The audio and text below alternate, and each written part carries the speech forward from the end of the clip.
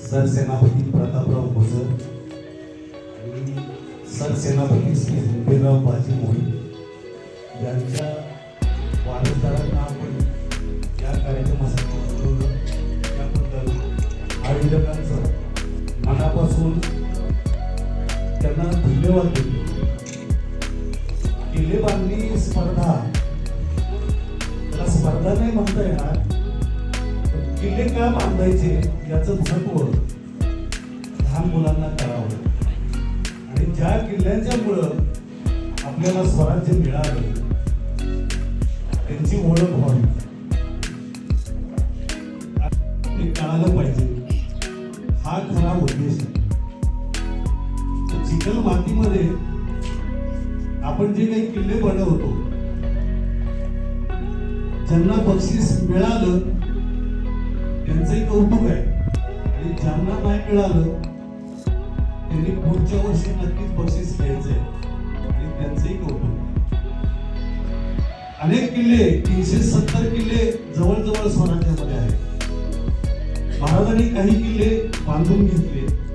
पहिल्या आणि दुसऱ्या भोजराजानं पहिले किल्ले बांधलेले. हिरू जिंकलकरांनी आपल्याला फक्त 2च किल्ले बांधले असं सांगितलं. सिंधुदुर्ग आणि दुसरा रायगड. पण खऱ्या अर्थाने 110 किल्ले हिरो जिंकलकरांनी बांधले. कारण महाराज त्यांना 2 किल्ले बांधून स्वराज्याचे बांधकाम प्रमुख करणार नाही, ही साधी गोष्ट आहे. आणि आम्ही सांगताना सांगतो फक्त 2च किल्ले, कुठले? रायगड आणि दुसरा सिंधुदुर्ग. सिंधुदुर्ग ज्यावेळी बांधला त्यावेळी महाराजांनी हिरो जिंकलकरांना विचारलं, तुम्हाला काय बक्षीस देऊ? इंदलकर मला म्हणाले, महाराज मला बक्षीस काही नको, पण पुढचं राजधानीचं काम ज्यावेळी तुम्ही बांधाल ते राजधानीचं काम मला द्या. इथं बसलेले किती जणांनी रायगड पाहिलाय बघा, संख्या किती कमी. सगळ्यांनी रायगडला जायला पाहिजे. तीर्थक्षेत्राला जाऊ नका, पण रायगडला नक्की जा.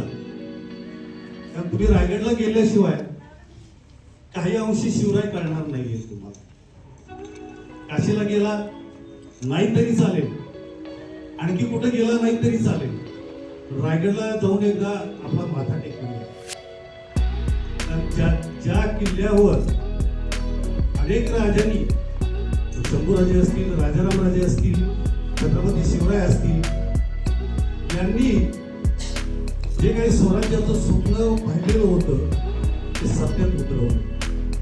26 वर्ष राजधानी राजगड होती आणि त्याच्यानंतर रायगड ही राजधानी महाराजांनी निवडली. तर किल्ले महाराजांनी कुठेही डोंगर दिसला आणि किल्ला बांधला अजिबात नाही.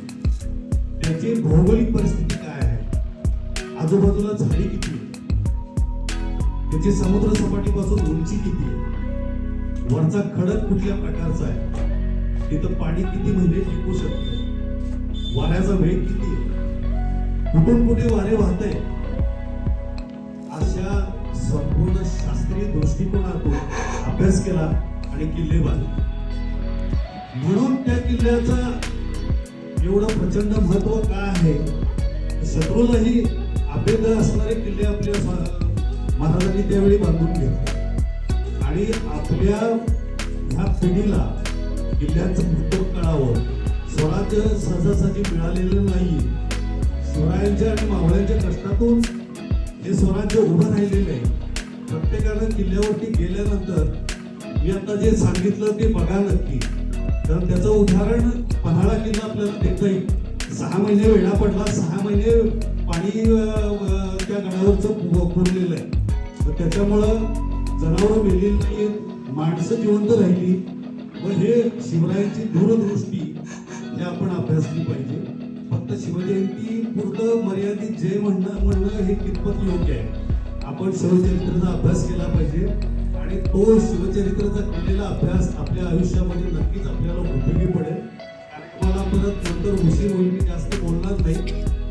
मी थोडक्यात आपल्याला किल्ल्यांचं महत्त्व का सांगितलं सरकारनं जो किल्ला बनवणार आहे त्या किल्ल्याला नक्कीच भेट देऊया आणि तिथली भौगोलिक परिस्थिती बघा. ज्यांना बक्षीस मिळालं नाही त्यांचंही अभिनंदन, ज्यांना मिळाले त्यांचंही अभिनंदन. पुढच्या वेळी तुम्हाला नक्की बक्षीस मिळेल. या दृष्टीने तुम्ही किल्ले बांधणी हे करा. पुढच्या वेळी तुम्हाला ज्यांनी रायगड बांधला त्यांचे वारसदार मी तुम्हाला पाठवतो. धन्यवाद.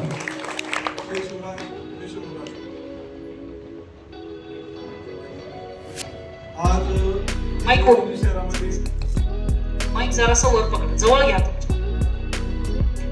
आज इचलकरंजी शहरामध्ये मधुसूदन भाई यांच्या प्रयत्नातून सरसेनापती मंगळराव मोहितेचे वंशज व प्रतापराव बजारांचे वंशज एकत्र येण्याचा मान आम्हाला मिळाला. आज किल्ल्याचे बक्षीस वितरण या वंशजांच्या हस्ते होते व मुलांनी किल्ला बांधला त्याबद्दल आम्हाला भरपूर असा आनंद झालेला आहे. या वर्षापासून सरसेनापती प्रतापराव बजारांच्या वाड्यामध्ये सुद्धा किल्ला सुरू केला, किल्ला बांधायचा. तर आम्हाला इथं येण्याचा योग मिळाला व आमच्या हातून बक्षीस वितरण होत आहे याच्याबद्दल आम्हाला भरपूर असा आनंद होत आहे. एवढं बोलून माझे दोन शब्द संपवतो.